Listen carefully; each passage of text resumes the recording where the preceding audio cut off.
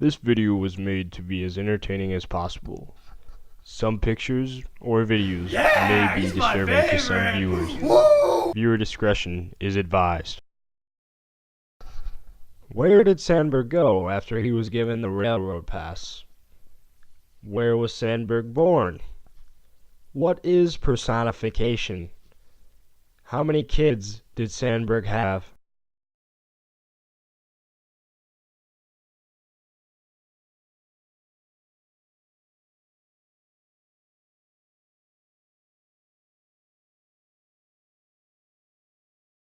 Poet, writer, and folk musician Carl August Sandburg was born on January 1878 in Galesburg, Illinois.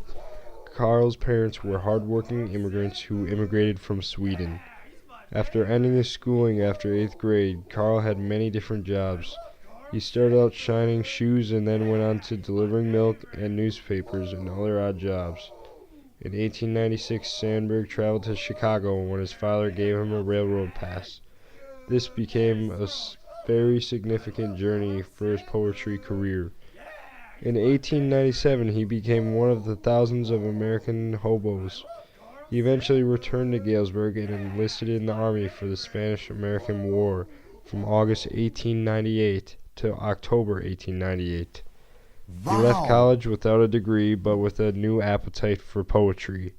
From 1902 to 1907, he spent his time writing journals for Chicago. His work caught the eye of the Wisconsin Social Democratic Party. From 1907 to 1912, he campaigned for them. In 1908, he was married in Milwaukee to Lillian Steichen, a school teacher from Princeton, Illinois. Together they had 3 children. His first official volume of poems, Sandburg's Chicago Poems, was released in 1916, where he received encouragement from other famous poets who had seen his work. He eventually died on July 22, 1967.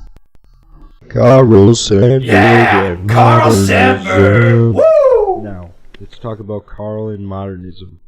Carl mostly is known for his modernism and folktale writings. Modernism can be reflected in writing by the image of machine or sadness. According to Carl Sandburg, modernism can be described as someone talking about a sense of loss or religion becoming less important. So basically the same thing. Let's take a look at a transcript Carl once wrote. About modernism. Modernism usually talks about a sense of loss. Religion becomes less important. The writings of modernism borrowed much of the traditional method of writing. Modernism created a new method of writing called the mythic method. The main image of modernism is a machine. Relationship of modernist style and its content. Modernism can be reflected in its writings by sadness and image of machines, as well as a very traditional style. Here is a poem called Carl Sandburg. Is a modernist poem. Let the crows go by hawking their caw and caw. They have been swimming in midnights of coal mines somewhere. Let 'em hawk their caw and caw. Let the woodpecker drum and drum on a hickory stump. He has been swimming in red and blue pools somewhere hundreds of years, and the blue has gone to his wings and the red has gone to his head. Let his red head drum and drum. Let the dark pools hold the birds in a looking glass, and if the pool wishes, let it shiver to the blur of many wings, old swimmers from old places. Let the red wings streak a line of vermilion on the green wood lines, and the mist along the river fix its purple in lines of woman's shawl on lazy shoulder. Carl Sandburg. Carl Sandburg. Woo! Carl Sandburg did not write many progressive pieces, as he is more known for his modernist style poems. The progressive era can be defined by Google as a period of widespread social activism and political reform across the United States from the 1890s to 1920s. The main objective of the progressive movement was eliminating corruption in government. Now, although Sandburg isn't the progressive type, we did as much research as we could just to find nothing but this poem titled Government. We're not sure if Sandburg is just talking about the government or if he's trying to reform against them. Again, there's not much about Carl Sandburg being part of the progressive movement, as he is more of the modernist type. Yeah! Chicago, Carl poem Sandburg! number 1. Woo!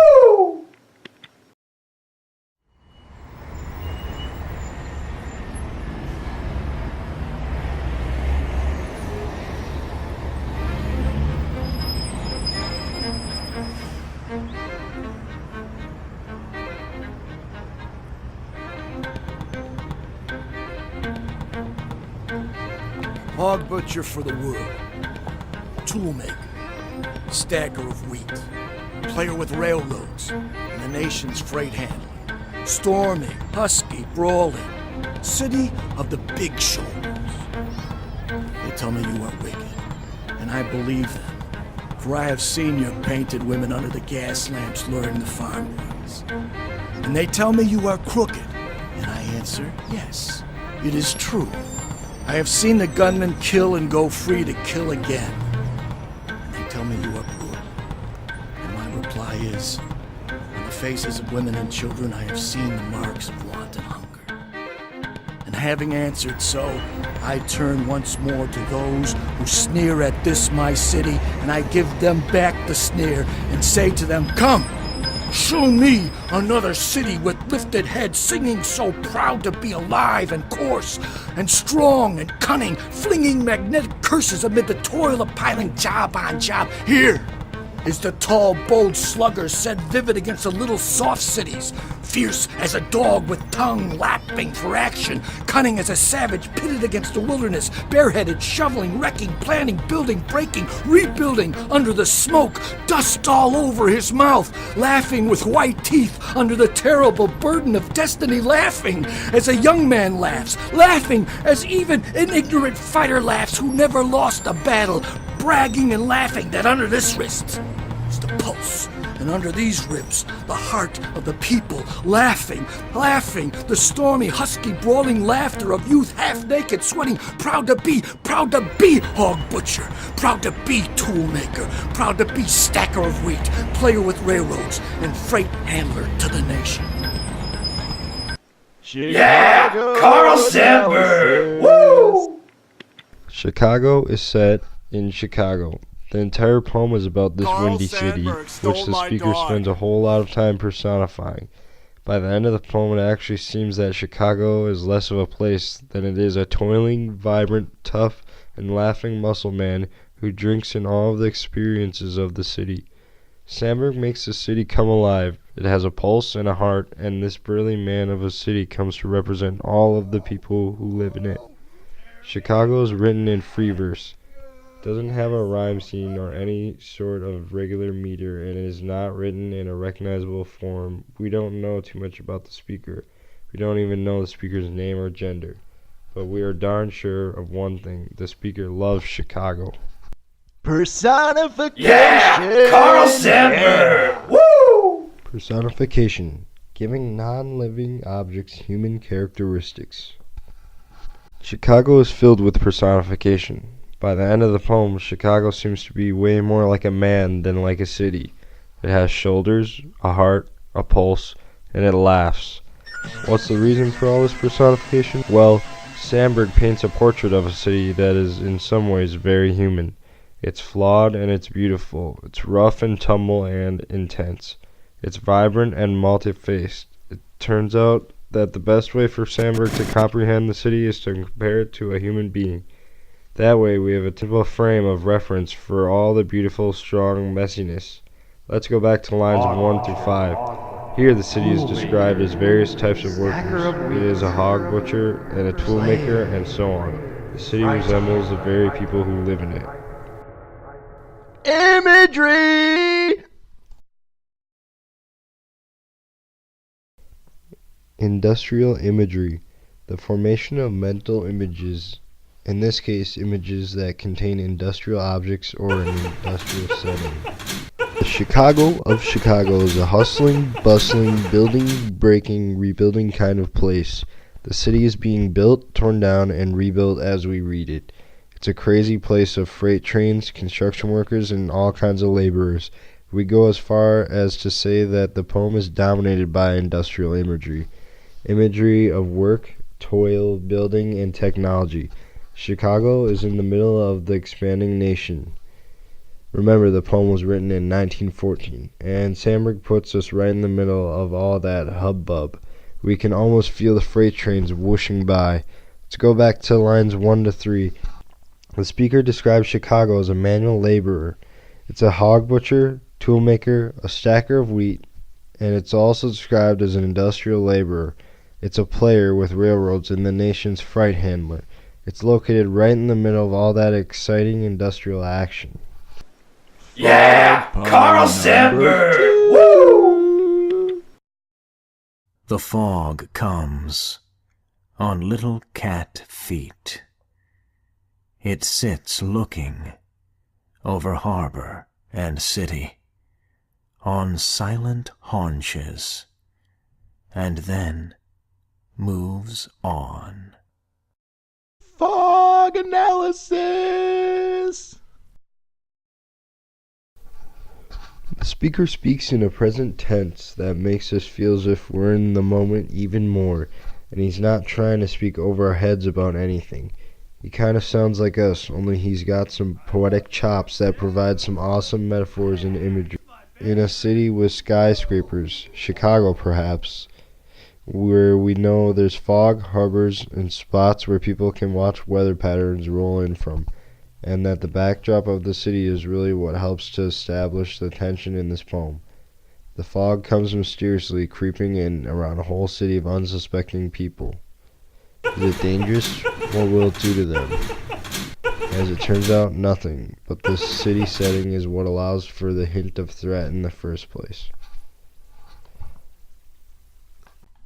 Consonants, the recurrence of similar sound. Line 2 has the words little Yeah! cat feet Carl that sound the same way Sandburg! they look. The repetition of that T sound in those 3 words is an example of consonants.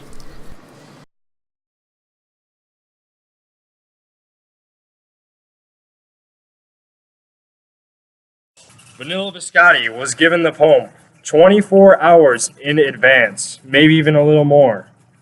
And he was given all day long by Carl Sandburg. So, let me ask you this. What message do you think this poem is conveying? I believe the poem is about his son going to sea. Very good. Who do you think Sandburg is referring to when he says, my boy? It's obvious he's talking about his son. I agree. And what do you think this poem means? I believe it means going to sea. Do you enjoy reading the poem? I did not. Why not? I thought it was boring. Are you not into poetry? Not really, just in the rap. Hi, this is Carl Vanilla Scott. Sandburg! Be sure to check me out on Spotify, iTunes, YouTube, and more. Oh, and by the way, John's whole group should get an A+ for this project. You know why? Because I'm in it, and they all did a really good job, and they gave me plenty of time to prepare for this poem. I read it. I didn't like it. That's the end. Vanilla, signing off. Peace. Where did Sandburg go after he was given the railroad pass? Where was Sandburg born? What is personification? How many kids did Sandburg have?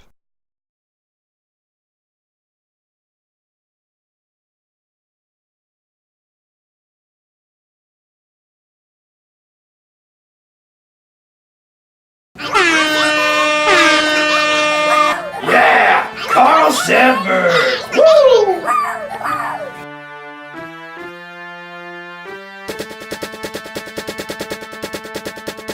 The king is back and he's looking from the top. I told you before, these flows won't stop. I'm the realest and the illest. There is only one in this game. Without me, this just not the same. Vanilla's back with his cocky attitude. I guess I took your spot and you lose. Go to the back and join the other losers. I'll gloat some more after giving girl to flirt. Carl Sandburg stole my dog.